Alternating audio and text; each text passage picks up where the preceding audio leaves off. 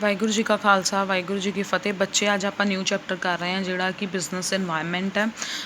Due to sum problem ਆਪਾਂ 10 ਕੁ ਦਿਨ ਵਿੱਚੋਂ ਵੀ ਜਿੱਦਾਂ ਨਹੀਂ ਕੀਤਾ ਗਿਆ ਆਪਣੇ ਕੋਲੋਂ, ਰਿਵਾਈਜ਼ ਨਹੀਂ ਹੋ ਸਕਿਆ ਜਾਂ ਨਿਊ ਚੈਪਟਰ ਆਪਾਂ ਨਹੀਂ ਕੀਤਾ। ਸੋ ਅੱਜ ਆਪਾਂ chapter 5th that is business environment ਉਹ ਕਰ ਰਹੇ ਹਾਂ ਕਿ ਜਿਹੜਾ ਇੱਕ ਬਿਜ਼ਨਸ ਉਹਦਾ ਇਨਵਾਇਰਮੈਂਟ ਕਿੱਦਾਂ ਦਾ ਹੋਣਾ ਚਾਹੀਦਾ ਹੈ। ਠੀਕ ਹੈ, ਕਿ ਇੱਕ ਜਿਹੜਾ ਬਿਜ਼ਨਸ ਆ ਉਹਦੇ ਆਲਾ ਦੁਆਲਾ ਇਨਵਾਇਰਮੈਂਟ ਉਹੀ ਹੋਇਆ ਨਾ ਕਿ ਆਲਾ ਦੁਆਲਾ ਕਿੱਦਾਂ ਦਾ ਹੋਣਾ ਚਾਹੀਦਾ। ਸੋ ਅੱਜ ਆਪਾਂ ਉਹ ਪੜ੍ਹਨਾ।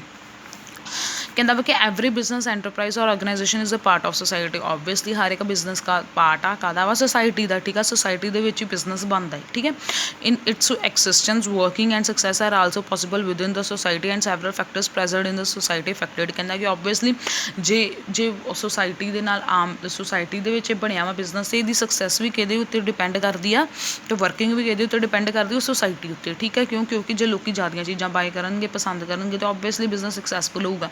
ਐਂਡ ਜੇ ਕਹਿੰਦਾ ਕਿ ਨਹੀਂ ਸਕਸੈਸਫੁਲ ਹੁੰਦੇ ਆ, ਉਹ ਵੀ ਕਿਹਦੇ ਉੱਤੇ ਡਿਪੈਂਡ ਆ, ਸੁਸਾਇਟੀ ਦੇ। ਠੀਕ ਹੈ, ਦੀਜ਼ ਫੈਕਟਰਸ ਮੇ ਬੀ, ਕਹਿੰਦਾ ਵੀ ਕਿ ਕਈ ਫੈਕਟਰਸ ਹੁੰਦੇ ਆ ਜਿਹੜੇ ਬਿਜ਼ਨਸ ਨੂੰ ਇਫੈਕਟ ਕਰਦੇ ਹੋ। ਕਿਹੜੇ ਫੈਕਟਰਸ ਆ? ਸੋਸ਼ਲ, ਇਕੋਨਮਿਕ, ਪੋਲੀਟੀਕਲ, ਲੀਗਲ, ਨੈਸ਼ਨਲ ਔਰ ਇੰਟਰਨੈਸ਼ਨਲ। ਠੀਕ ਹੈ ਜੀ, ਕਹਿੰਦਾ ਇਹ ਵਾਲੇ ਫੈਕਟਰਸ ਬਿਜ਼ਨਸ ਨੂੰ ਇਫੈਕਟ ਕਰਦੇ ਆ।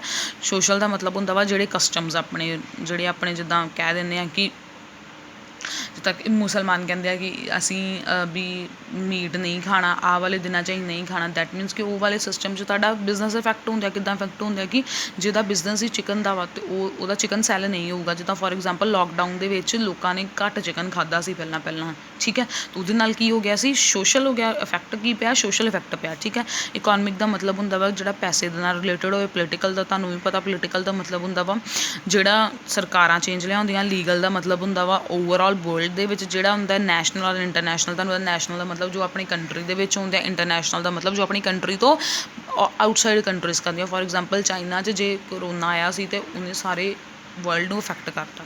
ਹੁਣ ਕਹਿੰਦੇ ਆ ਕਿ meaning and definition of business environment, ਇਹਦੇ ਵਿੱਚ ਧਿਆਨ ਨਾਲ ਪੜ੍ਹਨਾ ਵਾ। ਬਿਜ਼ਨਸ ਇਨਵਾਇਰਮੈਂਟ ਰੈਫਰਸ ਟੂ ਦਾ, ਕਹਿੰਦਾ ਬਿਜ਼ਨਸ ਇਨਵਾਇਰਮੈਂਟ ਦਾ ਮਤਲਬ ਕੀ ਆ ਕਿ ਐਗਰੀਗੇਟ ਮਤਲਬ total of all these factors, ਕਿ ਆਹ ਸਾਰੇ ਫੈਕਟਰਸ ਦਾ ਟੋਟਲ। ਕਿਹੜੇ ਫੈਕਟਰਸ ਦਾ? To all of these forces, factors, persons, institution. ਕਹਿੰਦਾ ਕਿ ਬਿਜ਼ਨਸ ਕਿਹਦੇ ਨਾਲ ਰਿਲੇਟਡ ਕਰਦਾ ਵਾ? ਹਰ ਇੱਕ ਚੀਜ਼ ਦੇ ਨਾਲ। ਇਨਵਾਇਰਮੈਂਟ ਕਿਹੜੇ ਚੀਜ਼ ਨਾਲ ਰਿਲੇਟ ਕਰਦਾ? ਫੋਰਸਿਸ ਮੈਂ ਤੁਹਾਨੂੰ ਦੱਸੀਆਂ ਵਾ। ਫੋਰਸਿਸ ਦਾ ਮਤਲਬ ਹੁੰਦਾ ਵਾ ਕਿ ਜਿੱਦਾਂ ਕੋਈ ਵੀ ਫੋਰਸਿਸ, ਪੋਲੀਟੀਕਲ ਫੋਰਸ ਹੋ ਗਈ, ਲੀਗਲ ਫੋਰਸ ਹੋ ਗਈ। ਠੀਕ ਆ, ਫੈਕਟਰਸ ਹੋਣੇ ਆਪਾਂ ਉਹੀ same. Forces and factors same ਆ।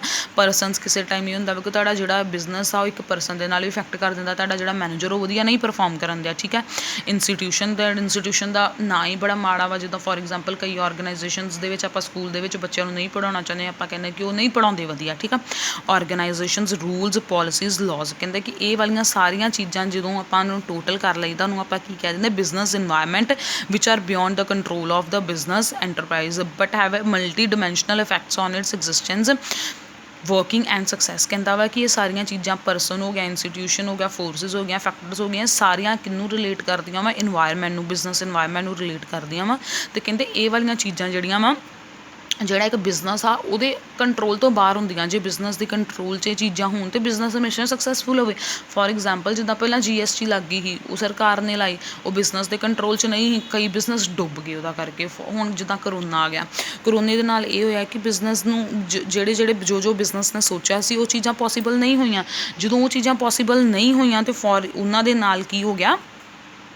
ਕਈ ਆਰਗੇਨਾਈਜੇਸ਼ਨਸ ਸਿੱਧੀਆਂ ਦੀਆਂ ਸਿੱਧੀਆਂ ਹੀ ਕੀ ਹੋ ਗਈਆਂ ਵਾ? ਡੁੱਬ ਗਈਆਂ। ਠੀਕ ਆ ਜੀ, ਸਮਝ ਆ ਰਹੀ ਹੈ ਮੇਰੇ? ਕਹਿੰਦੇ ਕਿ ਇਹ ਬਿਜ਼ਨਸ ਦੇ ਹੱਥ ਵਿੱਚ ਨਹੀਂ ਹੁੰਦਾ। ਠੀਕ ਆ, ਇਹ ਆਊਟ ਆਫ ਕੰਟਰੋਲ ਹੁੰਦਾ, beyond the control of business enterprise, ਕਿ ਬਿਜ਼ਨਸ ਦੇ ਹੱਥ 'ਚ ਨਹੀਂ ਹੁੰਦਾ। ਅਤੇ ਜਿਹਦਾ ਕਿ ਇਫੈਕਟ ਮਲਟੀ ਡਿਮੈਂਸ਼ਨਲ ਹੁੰਦਾ। ਮਲਟੀ ਡਿਮੈਂਸ਼ਨਲ ਦਾ ਮਤਲਬ ਹੁੰਦਾ ਵਾ ਕਿ ਇਹਦਾ ਇਫੈਕਟ ਬਹੁਤ ਹਰ ਇੱਕ ਚੀਜ਼ 'ਤੇ ਪੈਂਦਾ। ਮਲਟੀ ਮਤਲਬ ਹਰ ਇੱਕ ਚੀਜ਼ 'ਤੇ ਪੈਂਦਾ। ਠੀਕ ਹੈ, ਅਤੇ ਵਰਕਿੰਗ ਅਤੇ ਸਕਸੈਸ 'ਤੇ ਵੀ ਪੈਂਦਾ। It means that business environment refers to that surrounding. ਕਹਿੰਦਾ ਕਿ ਬਿਜ਼ਨਸ ਇਨਵਾਇਰਮੈਂਟ ਉਹ ਕਿਹਾ ਜਾਂਦਾ, ਉਹ ਆਲਾ ਦੁਆਲਾ in which a business enterprise works and achieve its subjectives. ਕਹਿੰਦਾ ਬਿਜ਼ਨਸ ਇਨਵਾਇਰਮੈਂਟ ਦਾ ਮਤਲਬ ਇਹ ਹੈ ਕਿ ਉਹ ਆਲਾ ਦੁਆਲਾ ਜਿੱਥੇ ਬਿਜ਼ਨਸ ਕੀ ਕਰਦਾ ਵਾ?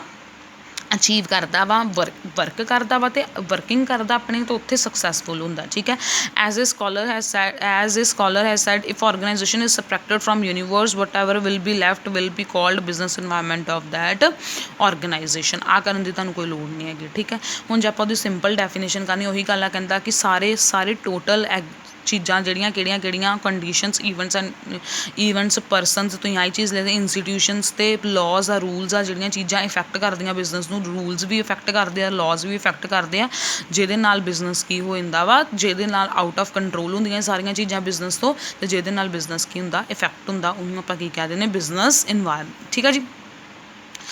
For example, ਕਹਿੰਦਾ thus it becomes clear that the business environment refer to the that are beyond the control of business enterprise ਉਹੀ ਗੱਲ ਹੋ ਗਈ but affect it. For example, economic policy of the government changes in the techniques of production ਉਹੀ ਗੱਲ ਹੋ ਗਈ economic policy GST ਲੱਗ ਗਿਆ ਸੀ ਜਿੱਦਾਂ ਹੈ ਨਾ ਟੈਕਨੀਕਸ ਦੇ ਵਿੱਚ ਪ੍ਰੋਡਕਸ਼ਨ ਦੇ ਵਿੱਚ ਟੈਕਨੀਕ ਚੇਂਜ ਆ ਕੇ ਫੋਰ ਐਗਜ਼ਾਮਪਲ ਜਿੱਦਾਂ ਕਿ ਝੋਨਾ ਜਿਹੜਾ ਵਾ ਪ੍ਰੋਡਕਸ਼ਨ ਕਰਨ ਦਾ ਸੀ ਅਤੇ ਝੋਨੇ ਦੀ ਕਿ ਲੇਬਰ ਨਹੀਂ ਲੱਭਣ ਦੀ ਅਤੇ ਲੋਕਾਂ ਨੇ ਸਿੱਧਾ ਬਿਜਾਈ ਕੀਤੀ ਹੈ ਨਾ ਅਤੇ ਇਹਦੇ ਨਾਲ ਕੀ ਹੋ ਸਕਦਾ ਇਹ ਨਹੀਂ ਪਤਾ ਕਿ ਤੁਹਾਨੂੰ ਝੋਨਾ ਜ਼ਿਆਦਾ ਨਿਕਲੂਗਾ ਠੀਕ ਹੈ ਇਹ ਹਮੇਸ਼ਾ ਤੁਹਾਡੇ ਮਨ 'ਚ ਰਿਸਕ ਹੀ ਰਹਿਣਾ। So consumer preferences market competition political instability law of the land etcetera ਠੀਕ ਹੈ ਇਹ ਸਾਰੀਆਂ ਚੀਜ਼ਾਂ ਕਹਿੰਦੇ ਇਫੈਕਟ ਕਰਦੀਆਂ ਠੀਕ ਹੈ।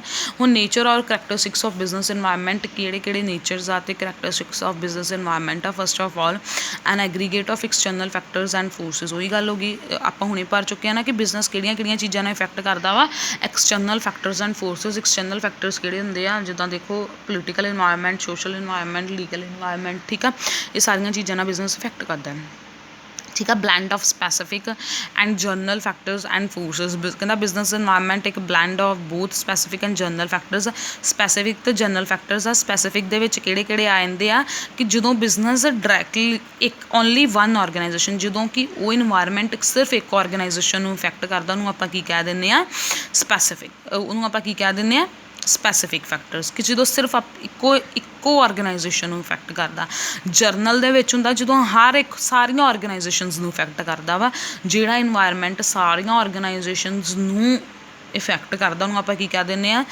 ਜਨਰਲ ਇਨਵਾਇਰਮੈਂਟ ਐਂਡ ਜਿਹੜਾ ਇਨਵਾਇਰਮੈਂਟ ਸਿਰਫ ਇੱਕ ਆਰਗੇਨਾਈਜੇਸ਼ਨ ਨੂੰ ਇਫੈਕਟ ਕਰਦਾ ਉਹਨੂੰ ਆਪਾਂ ਕੀ ਕਹਿ ਦਿੰਦੇ ਸਪੈਸੀਫਿਕ ਠੀਕ ਆ ਜੀ। ਇੰਟਰਡਿਪੈਂਡੈਂਸ ਦੇ ਵਿੱਚ ਵੇਖੋ there is a close relationship between various factors and forces of business environment that is why these have close interdependence as well. For example, many changes take place in economic policy when the government of a particular political party having a specific ideology comes to power. It means that there is interdependence between political and economic changes. Interdependence ਦਾ ਮਤਲਬ ਹੁੰਦਾ ਵਾ ਕਿ ਆਪਸ ਦੇ ਵਿੱਚ business environment ਹਮੇਸ਼ਾ ਇੱਕ business ਦਾ dependent ਆ ਕਿਹਦੇ ਉੱਤੇ ਡਿਪੈਂਡੈਂਟ ਆ ਫੋਰਸਿਸ ਉੱਤੇ ਜਾਂ ਕਿਹੜੀਆਂ ਫੋਰਸਿਸ ਉੱਤੇ ਪੋਲੀਟੀਕਲ ਫੋਰਸਿਸ ਉੱਤੇ ਲੀਗਲ ਫੋਰਸਿਸ ਉੱਤੇ ਓਬਵੀਅਸਲੀ ਜਦੋਂ ਇੱਕ ਸਰਕਾਰ ਆਉਂਦੀ 5 ਸਾਲਾਂ ਬਾਅਦ ਉਹਨੇ ਹੋਰ ਰੂਲਸ ਬਣਾਏ ਆ ਬਿਜ਼ਨਸ ਇਫੈਕਟ ਹੋਇਆ ਜਿੱਦਾਂ ਫੋਰ ਐਗਜ਼ਾਮਪਲ ਮੋਦੀ ਆਇਆ ਸੀ ਉਹਨੇ GST ਲਗਾਤੀ ਬਿਜ਼ਨਸ ਇਫੈਕਟ ਹੋਏ ਇੰਟਰਡਿਪੈਂਡੈਂਸ ਦਾ ਮਤਲਬ ਕਿ ਇੱਕ ਦੂਜੇ ਦਾ ਡਿਪੈਂਡ ਆ ਠੀਕ ਹੈ। ਹੁਣ ਜੇ ਹੁਣ ਨਵੀਂ ਸਰਕਾਰ ਆ ਆਫਟਰ 5 ਸਾਲਾਂ ਬਾਅਦ ਫਿਰ ਬਣ ਗਈ ਉਹਨੇ ਕੋਈ ਹੋਰ ਚੇਂਜਸ ਲੈ ਲਿਆ ਫਿਰ ਬਿਜ਼ਨਸ ਇਫੈਕਟ ਹੋਇਆ ਠੀਕ ਹੈ। ਕਹਿੰਦਾ ਕਿ ਓਬਵੀਅਸਲੀ ਬਿਜ਼ਨਸ ਸਰਕਾਰਾਂ ਉੱਤੇ ਡਿਪੈਂਡ ਆ ਜਦੋਂ ਸਰਕਾਰਾਂ ਰੂਲਸ ਚੇਂਜ ਕਰਦੀਆਂ ਬਿਜ਼ਨਸ ਇਫੈਕਟ ਹੁੰਦਾ ਹੈ। ਡਾਇਨਮਿਕ ਬਾਈ ਨੇਚਰ ਦਾ ਮਤਲਬ ਆ ਕਿ ਤੁਹਾਨੂੰ ਵੀ ਪਤਾ ਡਾਇਨਮਿਕ ਦਾ ਮਤਲਬ ਕੀ ਹੁੰਦਾ ਚੇਂਜੇਬਲ ਠੀਕ ਆ। Business environment is dynamic by nature it keeps on changing regularly obviously ਹਰ ਵਾਰੀ ਇੱਕ ਦਿਨ ਬਾਅਦ ਹੀ ਓਬਵੀਅਸਲੀ ਚੇਂਜ ਫੋਰ ਐਗਜ਼ਾਮਪਲ ਜਿੱਦਾਂ ਸੋਨੇ ਦਾ ਰੇਟ ਰੋਜ਼ ਵਧੀ ਜਾਂਦੇ ਆ ਦੈਟ ਮੀਨਸ ਕਿ ਬਿਜ਼ਨਸ ਇਫੈਕਟ ਹੁੰਦੇ ਆ ਠੀਕ ਹੈ। For example, techniques of production, tax policy of the government, economic policy sector which are an important part of business environment keeps on changing ਕਹਿੰਦਾ ਕਿ ਪ੍ਰੋਡਕਸ਼ਨ ਦੀਆਂ ਪੋਲਿਸੀਜ਼ ਚੇਂਜ ਹੋਈ ਜਾਂਦੀਆਂ ਫੋਰ ਐਗਜ਼ਾਮਪਲ ਮੈਂ ਤੁਹਾਨੂੰ ਜਿੱਦਾਂ ਕਿਹਾ ਝੋਨੇ ਦਾ ਠੀਕ ਹੈ ਯਾਰ ਕਿ ਨਹੀਂ ਲੇਬਰ ਲੱਭੀ ਕਿਸੇ ਨੇ ਸਿੱਧੀ ਬਿਜਾਈ ਕੀਤੀ ਕਿਸੇ ਨੇ ਮਸ਼ੀਨ ਲਿਆ ਕੇ ਬਿਜਾਈ ਕੀਤੀ ਠੀਕ ਹੈ ਅਤੇ ਕਹਿੰਦਾ ਕਿ ਉਹਦੇ ਨਾਲ ਤੁਹਾਡਾ ਇਨਵਾਇਰਮੈਂਟ ਡਾਇਨਮਿਕ ਆ ਚੇਂਜੇਬਲ ਆ ਜਿਹੜਾ ਬਾਰ ਚੇਂਜ ਹੋ ਜਾਂਦਾ ਜਿਹਦੇ ਨਾਲ ਬਿਜ਼ਨਸ ਇਫੈਕਟ ਹੁੰਦਾ ਠੀਕ ਹੈ। ਅਨਸਰਟਨਟੀ ਓਬਵੀਅਸਲੀ ਇਨਵਾਇਰਮੈਂਟ ਹਮੇਸ਼ਾ ਅਨਸਰਟਨ ਆ ਤੁਹਾਨੂੰ ਨਹੀਂ ਪਤਾ ਤੁਸੀਂ ਜੇ ਬਿਜ਼ਨਸ ਜਿਹੜਾ ਕਰਨ ਦੇ ਜੋ ਕੱਲ੍ਹ ਹੀ ਮੀਂਹ ਪੈ ਗਿਆ ਤਾਂ ਤੁਹਾਡਾ ਸਾਰਾ ਬਿਜ਼ਨਸ ਫਲੋਪ ਹੋ ਜੇ। ਅਨਸਰਟਨ ਦਾ ਮਤਲਬ ਹੁੰਦਾ ਕਿ ਜਿਹੜੀ ਚੀਜ਼ ਦਾ ਤੁਹਾਨੂੰ ਤੁਸੀਂ ਪ੍ਰੋਡਿਕਟ ਹੀ ਨਹੀਂ ਕਰ ਸਕਦੇ ਫਿਊਚਰ ਜਦੋਂ ਤੁਸੀਂ ਫਿਊਚਰ ਪ੍ਰੋਡਿਕਟ ਨਹੀਂ ਕਰ ਸਕਦੇ ਉਹਦੇ ਨਾਲ ਵੀ ਤੁਹਾਡਾ ਬਿਜ਼ਨਸ ਕੀ ਹੁੰਦਾ ਇਫੈਕਟ ਹੁੰਦਾ ਠੀਕ ਹੈ।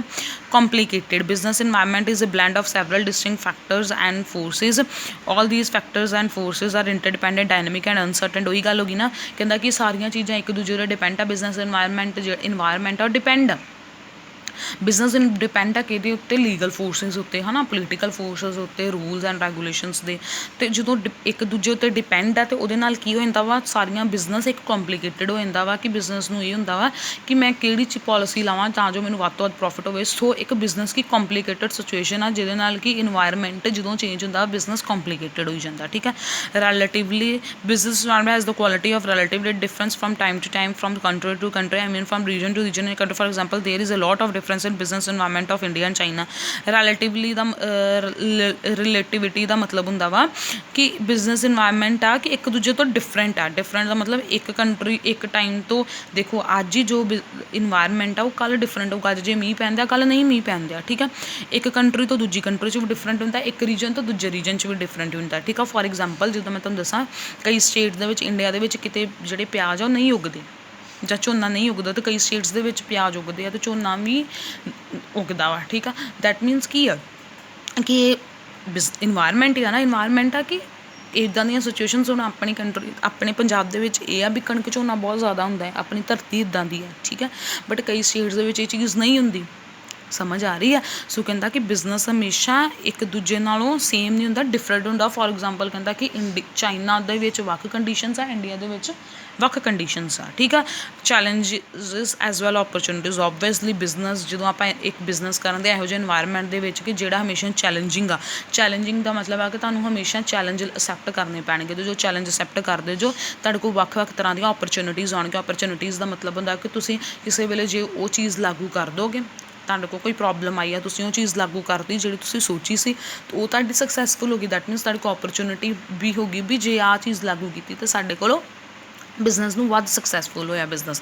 ਸੋ ਦੈਟ ਮੀਨਸ ਇੱਕ ਇਨਵਾਇਰਮੈਂਟ ਆ, ਉਹ ਇੱਕ ਚੈਲੰਜ ਵੀ ਆ ਤੁਹਾਡੇ ਲਈ, ਤਾਂ ਤੁਸੀਂ ਚੈਲੰਜ ਵੀ ਅਸੈਪਟ ਕਰ ਦਿਓ ਅਤੇ ਓਪਰਚੁਨਿਟੀ ਵੀ ਆ। That's all for today.